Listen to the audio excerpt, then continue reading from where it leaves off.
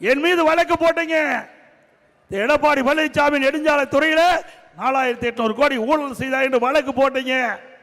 அந்த வழக்கு உச்ச நீதிமன்றம் வரைக்கும் போய் மீதும் உயர்நீதிமன்றத்தில் அதை விசாரிக்க வேண்டும் என்று உச்ச நீதிமன்றம் உத்தரவிட்டின் பேரில் உயர் நீதிமன்ற விசாரிக்கப்பட்டது. அப்பொழுது என் மீது வழக்கு போட்ட உங்களுடைய வயதானவர் அவர் திரு RS பாரதி அந்த வழக்கை திரும்ப பெறுவேன் என்று சொன்னார்.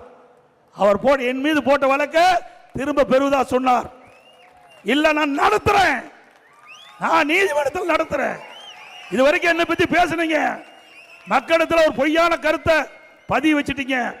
உடைய முதலமைச்சர் சட்டமன்றத்தில் எடப்பாடி பழனிசாமி ஊழல் செய்தா சொல்லியிருக்கிறீங்க, பதிவாக இருக்குது. அது அப்படியே ரிக்கார்டில் இருக்கும். அதனால நான் அந்த நீதிமன்றத்தில் என் மீது போடப்பட்ட வழக்கை சந்திக்கிறேன் சொன்னார். நீதியரசர் கேட்டார், அந்த வழக்கு போட்டவரே திரும்ப பெறாங்க, ஏன் நீங்க வழக்கு நடத்துறீங்கன்னு சொன்னாங்க. அதுக்கு தான் இதை சொன்னேன். ஏற்கனவே பேசி என் மீது ஒரு அவதூறான செய்தியை பரப்பிட்டாங்க. நீதிமன்றத்தின் மூலமாக நிரபராதி என்று நிரூபித்தால் தான் அந்த களங்கம் போகும் என்று சொன்னேன். அப்பொழுது அவர் சொன்னார், இந்தியாவிலேயே ஒரு முதலமைச்சர் தன் மீது இருக்கின்ற வழக்கை நடத்துவேன் என்று சொன்ன முதல் ஆள் நீங்க தான் சொன்னார். தில்லு திராணி தெம்பு இருந்தா உங்களுடைய அமைச்சர் மீது வழக்கு போட்டிருக்காங்களா, போய் நீதிமன்றத்தில் சந்தி. நான் நீதிமன்றத்தில் சந்திச்சு நிரபராதி என்று இன்றைக்கு நீதிமன்றத்தால் தீர்ப்பு வழங்கப்பட்டது. மீண்டும் உச்ச நீதிமன்றத்தில் மேல்முறையீடு செஞ்சீங்க. உச்ச நீதிமன்றத்திலையும் போய் வழக்கு நடத்தி நிரபராதி என்று உங்கள் முன் வந்து நிற்கிறேன். அப்படி நீ செய்ய பார்க்கலாம், துணிச்சு இருந்தா செய். மடியில கனம் இல்லை, எங்களுக்கு வழியில பயம் இல்லை. உனக்கு பயம் வந்துட்டுது. நேற்றைக்கு முன்தினம் ஒரு அமைச்சர் மீது உயர் நீதிமன்றம் வழக்கு பதிவு செய்ய வேண்டும் என்று தீர்ப்பு கொடுக்கப்பட்டு விட்டது. பயம் ஸ்டாலினுக்கு. அந்த பயத்தில் தான் இன்றைக்கு மதுரையில் உளறிக் கொண்டிருக்கின்றார். தான் என்ன பேசுவதென்றே தெரியாமல் ஒரு முதலமைச்சர் இந்த நிலைக்கு வந்தது பரிதாபமான நிலைக்கு வந்து விட்டார். திரு ஸ்டாலின் அவர்களே,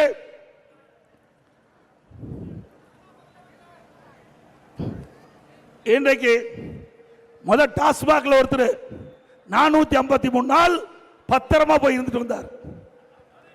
இப்போ இன்னொருத்தர் ஹவாலா மோசடி.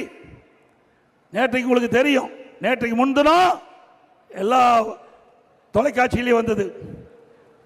நகர்ப்புற வளர்ச்சித்துறை மந்திரி யாரு?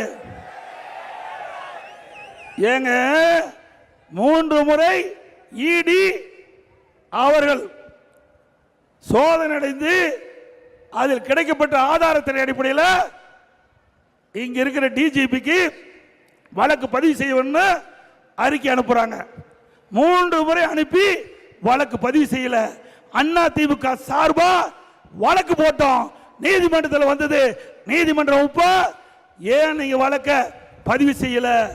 இந்த அறிக்கையில் பார்க்கின்ற பொழுது குற்றம் நடைபெறுவதற்கான ஆதாரம் இருப்பதாக இன்றைக்கு செய்திகள்லாம் வெளியில் வந்திருக்குது.